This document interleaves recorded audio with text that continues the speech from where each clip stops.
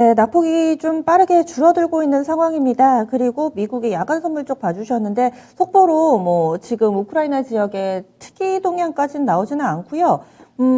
미국의 나스닥 선물이 우리 증시 시작할 때 1% 정도 하락했는데 현재는 0.4% 정도 하락 정도 보여주고 있습니다. 다우는 또 플러스권으로 돌아서는 모습 가운데서 우리 증시도 0.5% 안팎의 제한된 하락만을 나타내고 있습니다. 엔터하고요, 제약바이오 몇몇하고 놀자주 쪽, 뭐 카지노나 이쪽의 반등 탄력이 좀 빠른 편이고요. 그러면 하나씩 짚어보겠습니다. 신한금융투자의 신병재 부지점장 연결돼 있습니다. 안녕하세요.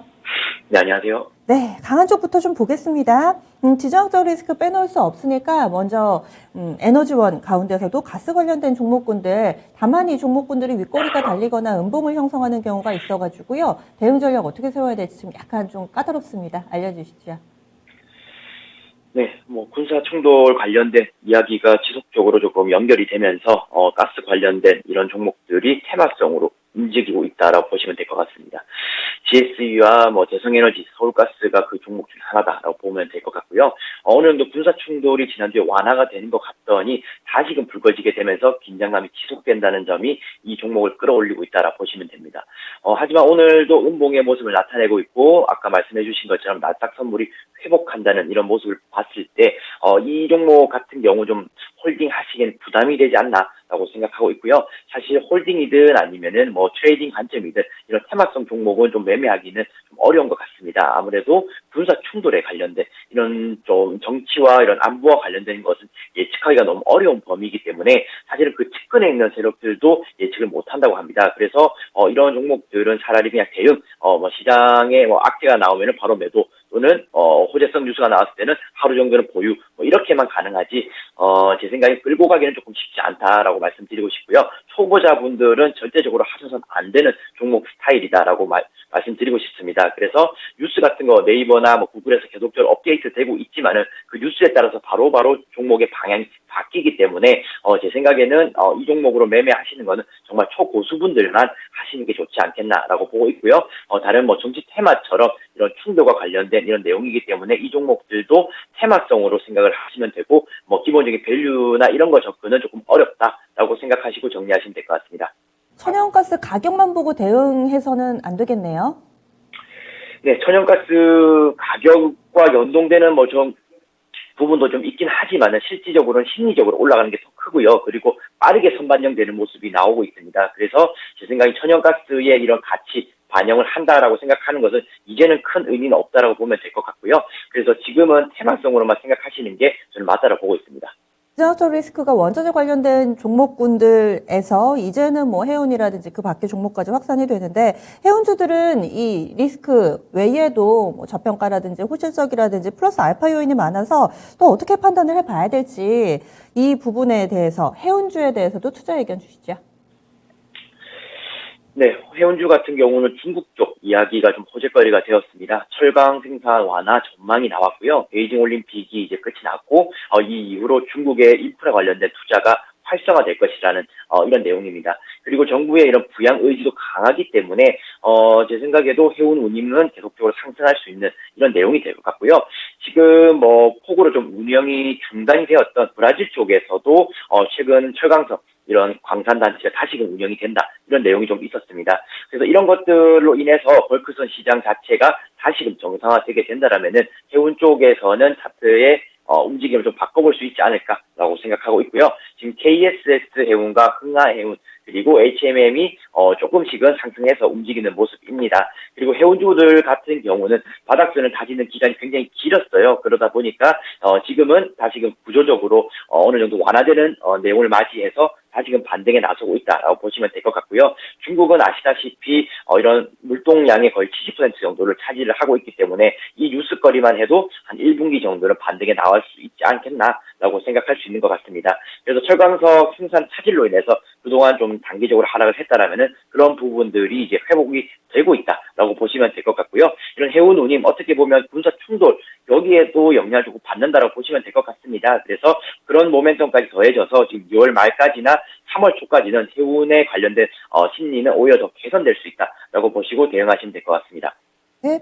이제 지정학적 리스크 관련된 종목 외에 시선을 옮겨보면은 지난 주말자로 코로나19 확진 환자 수는 사실 아직 여전히 위협적인 숫자지만은 사회적 거리두기 상황이 조금 바뀌었죠. 약간은 또 완화되는 기준이 발표가 되면서 우리는 이제 한껏 꾸미고 놀러 나갈 그 생각에 부풀어 있습니다. 그래서 그런지 시장에서도 이런 부분들이 반영되고 있는 레저라든지 여행, 놀자주들 이쪽으로 강세 흐름을 보여주고 있는데요. 주목할 만한 포인트들이 있다면 좀 더 알려주세요. 네, 일단 확진자 수는 3일 연속 10만 명대 들어갔다가 다시 9만 5천대로 살짝은 내려앉은 모습입니다. 지금 여행 관련된 또는 레저 이렇게 봤을 때 결국 리오프닝 종목들이 그나마 1, 2월에는 좀 방어를 좀 잘하지 않았나라고 생각하고 있고요. 그리고 레저 관련된 오늘 종목들 한번 살펴보시게 되면 파라다이스라든지 그리고 강원랜드, GKD 눈에 띄는 상황입니다. 지금 호텔 매출이 코로나 이전의 이런 수준으로 회복이 되었다는 이런 분석이 나왔고요. 지금 이 종목들 보면 4분기 실적은 그렇게 좋지 못합니다. 하지만 결국엔 올해 이런 성장, 그리고 올해 실적 회복, 이런 것 때문에 접근을 한다라고 보시면 되고요. 파라다이스 같은 경우는 4분기에 희망퇴직과 이런 성과급 지급의 내용이 있었습니다. 일회성 비용으로 실적에 이런 어닝 쇼크가 좀 나왔었다라고 보시면 되고요. 하지만 구조조정으로 이제 가벼워진 인건비를 바탕으로 올해는 좀 개선세를 나타낼 것이다라고 보고 있습니다. 특히나 미국의 이런 게임업 협회에서 이제 내놓은 자료를 살펴보면 도박산업 매출 자체도 전년 대비해서 77% 정도 증가를 했기 때문에 여기와 관련된 것은 정말 위드 코로나가 시작이 되었다라고 보시면 될 것 같고요. 지금 여행주라든지 항공주 잡지 못하신 분들 같은 경우는 레저 쪽으로 보셔도 되지 않겠나라고 보고 있습니다.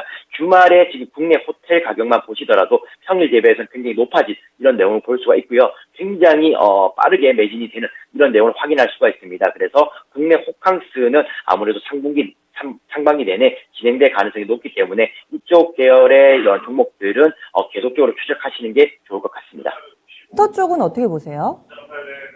네, 한 번 더 말씀해 주시겠습니다. 엔터 쪽, 지금 YG엔터, SM, 하이브, JYP 이쪽이 또 반등 탄력이 굉장히 강하게 나오거든요. 이쪽 어떻게 보세요? 네, 엔터도 마찬가지인 것 같습니다. YG엔터가 오늘 4% 가까이 지금 상승에 나와주고 있는 상황이고요. 하지만 얘네들은 실적적인 부분이 좀 발목을 많이 잡았습니다. 생각했던 이런 콘서트, 오프라인 일정이 예정대로 소화하지 못했던 이런 내용들도 좀 있고요.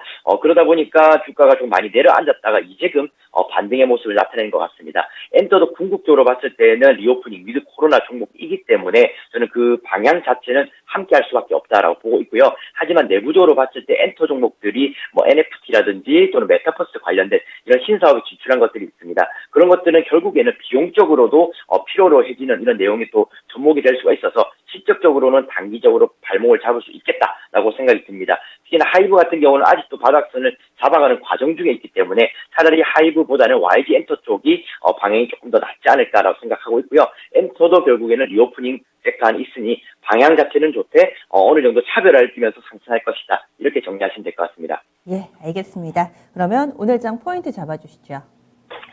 네, 오늘 장 포인트는 나스닥의 데드크로스라고 말씀드리고 싶습니다. 나스닥 종목에 이런 데드크로스가 지금 발생을 했고요. 과거로 돌아봤을 때 닷컴 버블이라든지 또는 2008년 위기라든지 그리고 2011년에 이런 신용등급 강등 관련된 이때 데드크로스가 좀 발생했다라고 보시면 됩니다. 지금 같은 경우는 조금은 다른 상황일 수가 있는데요. 어쨌든 미리 선 반영하면서 시장이 조금 깨진 분위기가 좀 있는 것 같습니다. 특히나 금리 인상도 이야기가 있었고요. 그리고 러시아와 우크라이나가 생각보다 길어진 이런 군사 이야기 때문에 좀 더 발목을 잡게 되는 이런 내용인 것 같습니다. 어쨌든 이런 군사 충돌 관련된 이야기는 선반영이 좀 되었다라고 보고 있고요. 결국에는 3월에 있어 이런 금리 인상 폭에 대한 이야기 때문에 주가는 상단을 돌파하지 못하고 계속적으로 내려앉는 이런 내용인 것 같습니다. 제가 1월 이렇게도 말씀드렸던 것처럼 2, 3월은 계속적인 바닥 다지기가 진행이 될 가능성이 높다라 보고 있고요. 여기서 추가적인 좀 진음봉의 이런 연속성이 나오는 것보다는 이 정도에서 조정이 마무리될 가능성이 더 높다라 보고 있습니다. 하지만 공격적인 매수를 좀 차단하는 것은 어쨌든 대외적인 변수가 아직도 도사리고 있기 때문에 한 번에 매수하기는 좀 부담스럽다. 그래서 계속적인 분할 매수 이런 것들은 말씀을 드리고 있고요. 이번 시장에서도 보셨다시피 실적주들은 하락 방어를 잘 하고 있습니다. 그래서 실적주들 위주로 대응을 하시게 된다면 이번 위기 잘 견뎌내실 거라고 믿고 있습니다. 네, 알겠습니다. 내일 뵙겠습니다. 네, 감사합니다. 지금까지 BJ 마켓뷰였습니다.